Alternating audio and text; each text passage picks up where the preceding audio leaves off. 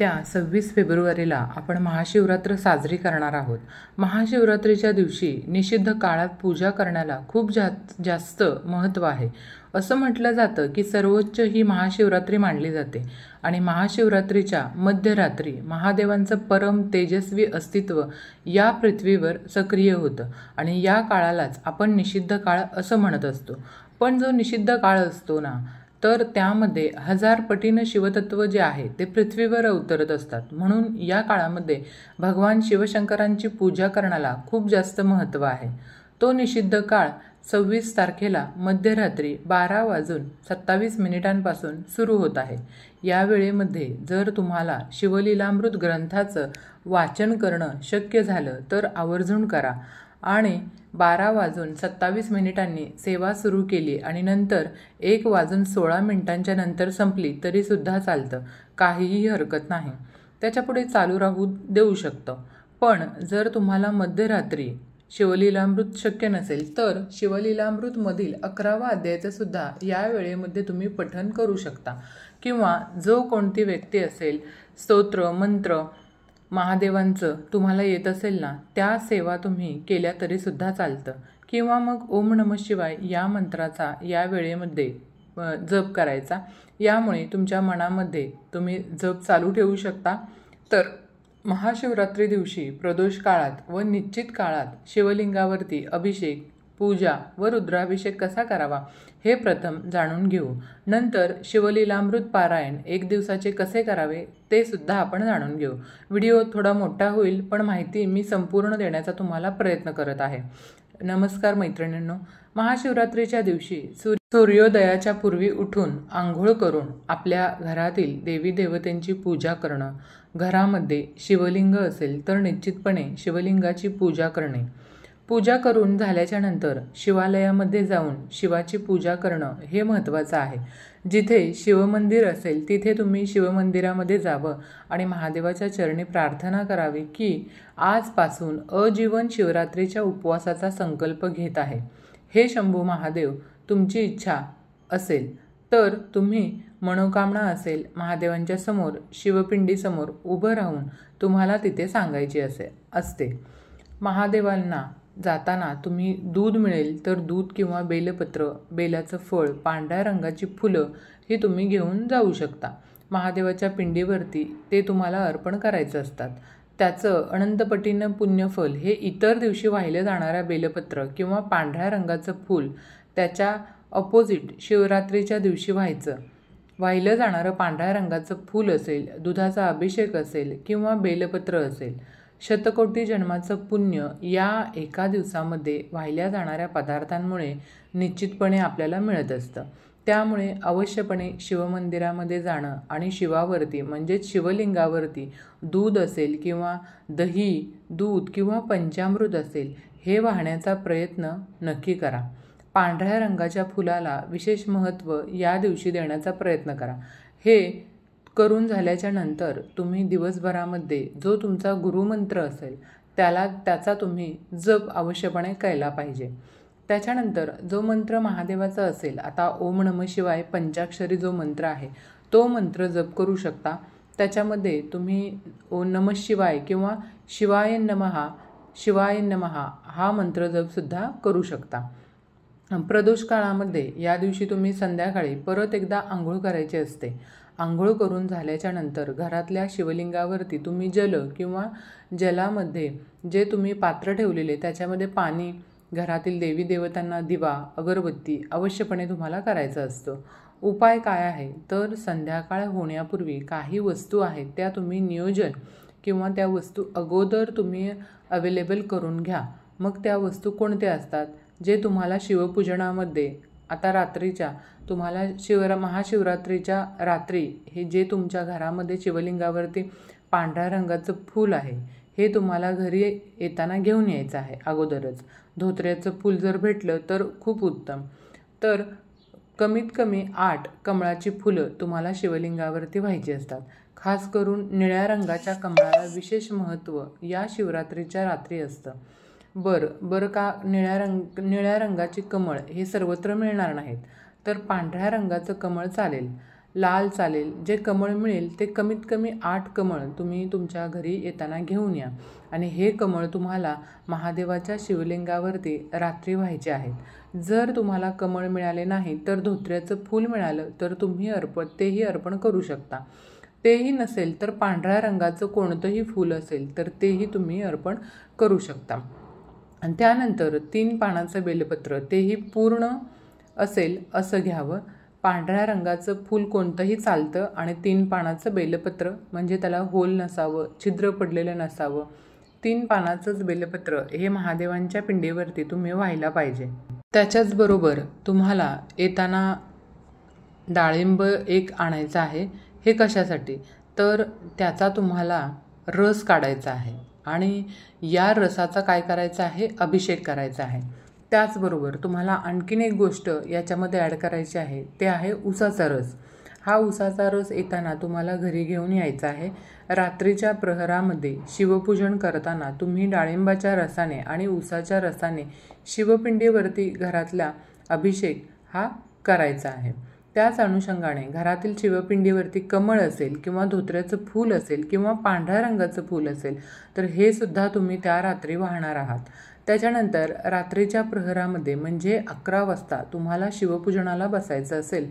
रात्री 11 वाजता तुम्ही घरातल्या महादेवांच्या शिवपिंडीवरती अभिषेक, रुद्राभिषेक सुरुवात करत असता. तर आता अभिषेक कसे करतात बघा. अभिषेक तुम्ही दूध घेऊन करू शकता, पाण्याने करू शकता. अभिषेक करताना तुम्ही रुद्रपाठ हा तुमच्या यूट्यूबवरती जरी लावून ठेवला तरी चालेल. म्हणजे यूट्यूबवरती रुद्रपाठ लावा आणि जर तुम्हाला येत असेल तर तुम्ही स्वतः करा.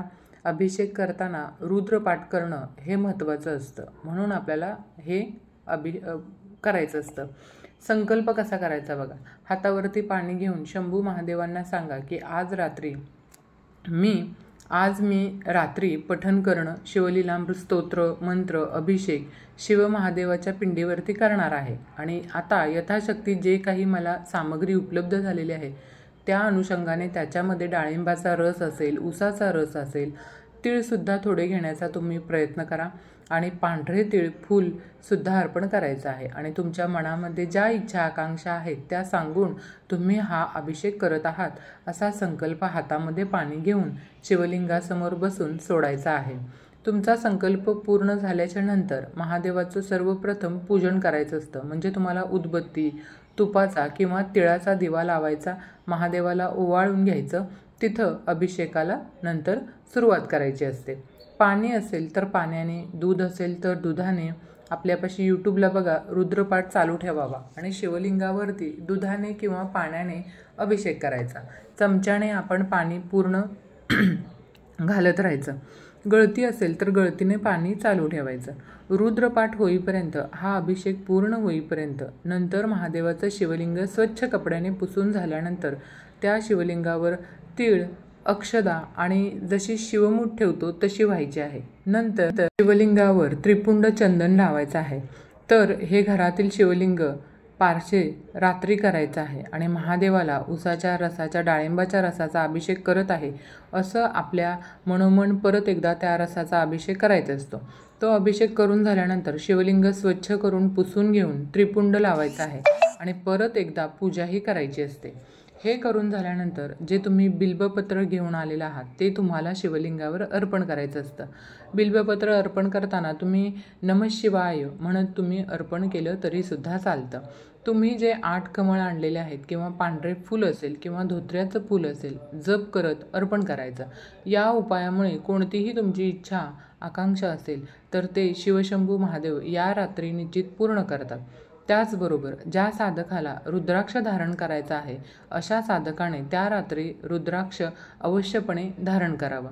मैत्रिणींनो, आता आपण पाहूया शिवलीलामृत पारायण कसं करावं आणि पारायणाचे नियम काय आहेत हे आपण या ठिकाणी आता पाहूयात.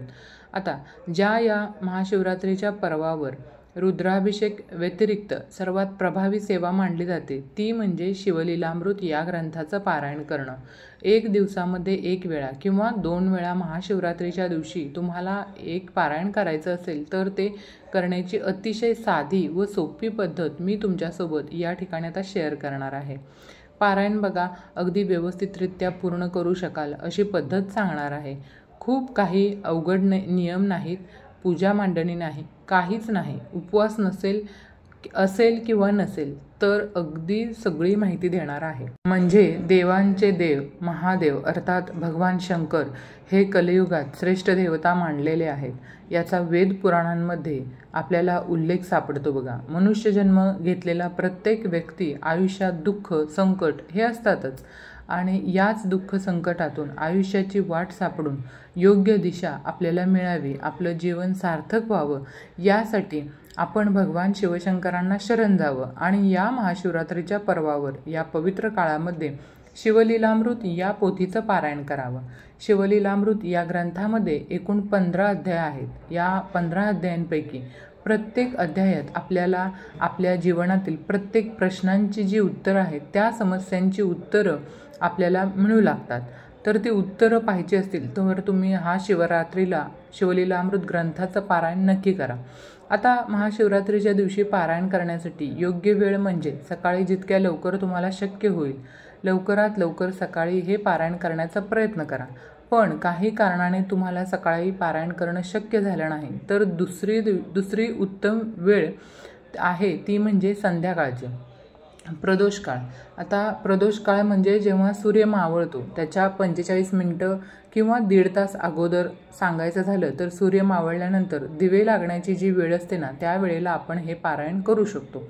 ही उत्तम वेळ मानली जाते. पण ज्यांना शक्य नाही त्यांनी दिवसभरामध्ये तुमच्या वेळेनुसार कधीही या ग्रंथाचं पारायण करू शकता. आणि मी तुम्हाला सुरुवातीला सांगितलं त्याप्रमाणे जर तुम्हाला निश्चित काळ शक्य झालं तर सोन्याहून पिवळं आणि तुमच्यासारखं भाग्यवान तुम्हीच असाल तर 2 पारायणसुद्धा या एका दिवशी किंवा त्यापेक्षा जास्त तुम्हाला झाली तरीसुद्धा तुम्ही करू शकता. यासाठी कोणतंही बंधन नाही आहे. हे पारायण करण्यासाठी तुमच्याकडे शिवलीलामृत हा ग्रंथ मात्र असायला हवा. आणि आता तुमच्याकडे हा ग्रंथ नसेल तर तुम्ही काय करायचं आहे बघा. मोबाईलमध्ये तुमच्याकडे PDF वगैरे असेल तर त्याच्यामध्ये वाचून तुम्ही हे पारायण केलं तरीसुद्धा चालू शकतं. आता या पारायण करण्यासाठी तुमच्या देवघरासमोर तुम्हाला बसायचं आहे. शक्य झालं तर तुम्ही पांढरं वस्त्र या दिवशी घाला आणि पारायणाला बसा. ज्यांना उपवास असेल तरीसुद्धा चालेल किंवा ज्यांनी उपवास केलेला नाही आहे महाशिवरात्रीचा त्यांनासुद्धा इच्छा असेल तर ते हे जे पारायण आहे ना ते करू शकतात. काहीही हरकत नाही. तुमच्याकडे ग्रंथ नसेल तर सुरुवातीला पाठ चौरंग किंवा ग्रंथ ठेवण्याचा जो स्टँड असतो त्यावर एक वस्त्र अंतरायचं. तुम्हाला ग्रंथ ठेवायचा आहे. सुरुवातीला ग्रंथाचं पूजन करायचं, देवासमोर दिवा लावायचा, धूप अगरबत्ती लावायची. पारायण पूर्ण होईपर्यंत दिवा तेवत राहील याची मात्र आपल्याला काळजी घ्यायची आहे. आणि सुरुवातीला संकल्प करायचा. संकल्प केल्यानंतर वाचनाला सुरुवात करायची आहे. पहिल्या अध्यायापासून एकाच जागेवर बसून एकाच वेळामध्ये कोणाशीही न बोलता आपल्याला हे पूर्ण अध्याय जे आहेत ते वाचन करायचे आहेत. आणि मग जेव्हा आपण हे पूर्ण अध्याय करतो तेव्हा आपण याला शिवलीलामृताचं एक पारायण असं म्हणू शकतो. मग हे पारायण झाल्यानंतर ती पोथी परत तिथे जागेवर ठेवायची. परत पूजा काहीतरी नैवेद्य दाखवायचा. नैवेद्य तुम्ही फळाचा काहीतरी गोडाचा, दूध साखरेचा किंवा पेढ्यांचा कशाचाही दाखवू शकता. किंवा तुम्ही उपवासाचं काही बनवलं असेल तर तेही तुम्ही उष्ट केलेलं नसेल तर त्याचा सुद्धा नैवेद्य तुम्ही दाखवला तरीसुद्धा चालतो. नैवेद्य दाखवल्यानंतर आरती करायची, देवाची पोथीची आरती करायची आणि त्यानंतर आसनाला नमस्कार करून आपल्याला उठायचं आहे. याप्रमाणे तुम्हाला जर एक पारायण करायचं असेल तर 1 करू शकता किंवा 2 करायचे असतील तर सकाळी 1 आणि संध्याकाळी 1 असं तुम्ही 2 पारायण करू शकता किंवा 3ही करू शकता. सकाळ, संध्याकाळ आणि मध्यरात्री निषिद्ध काळात याप्रमाणे 3 वेळेसुद्धा तुम्ही 3 पारायण या दिवशी करू शकता.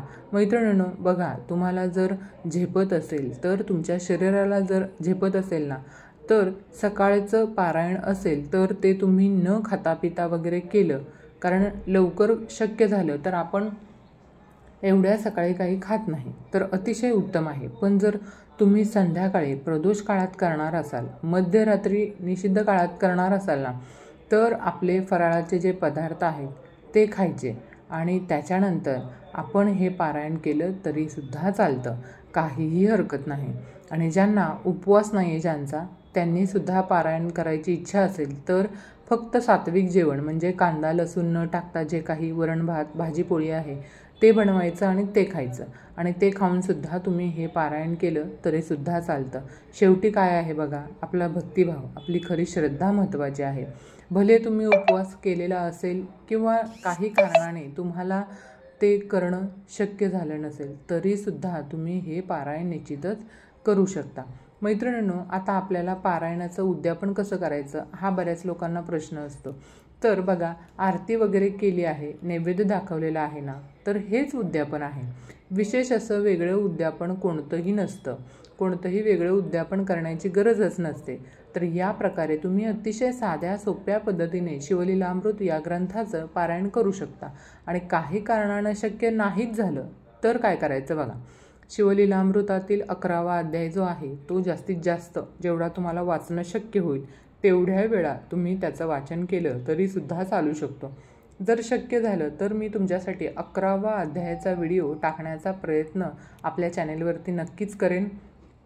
तर आता या दिवशी काय नियम पाळायचे आहेत बघा, जास्त काही नियम नाही आहेत, थोडेच नियम आहेत. काळे कपडे फक्त घालायचे नाही आहेत. शक्य असेल तर तुम्ही पांढऱ्या रंगाचे कपडे या दिवशी घाला, अतिशय उत्तम आहे. दुसरं म्हणजे या दिवशी ज्यांना उपवास करायचा नाही त्यांच्यासाठी त्यांनी काय करायचं, कांदा लसूणाचा वापर करू नका, सात्विक जेवण घ्या, नॉनव्हेजचा तर विषयच येत नाही. या महाशिवरात्रीच्या दिवशी ब्रह्मचर्याचं पालन करा आणि या दिवशी आपण घरचं खा, तर दुसऱ्याच्या घरचं खाऊ नका, म्हणजे परान्न घेऊ नका. किंवा आपण बघा बाजारातून विकत चिप्स घेऊन येतो आणि ते खातो, तर या दिवशी हे तुम्ही खायचं नाही. घरी जे काही साबुदाणा रताळे वगैरे आपण करतो, खिचडी, ते तुम्ही खाऊ शकता. आता ही माहिती शेवटपर्यंत ऐकल्याबद्दल मी तुमचं मनापासून आभारी आहे. आणि ही माहिती आपल्या मित्रमैत्रिणींना जास्तीत जास्त शेअर करून त्यांच्या हातूनही या सेवेचा लाभ व्हावा ही माझी विनंती तुम्हा सर्वांना. व्हिडिओ आवडला असेल तर व्हिडिओला लाईक शेअर व चॅनेलला सबस्क्राईब करायला विसरू नका. धन्यवाद. श्री स्वामी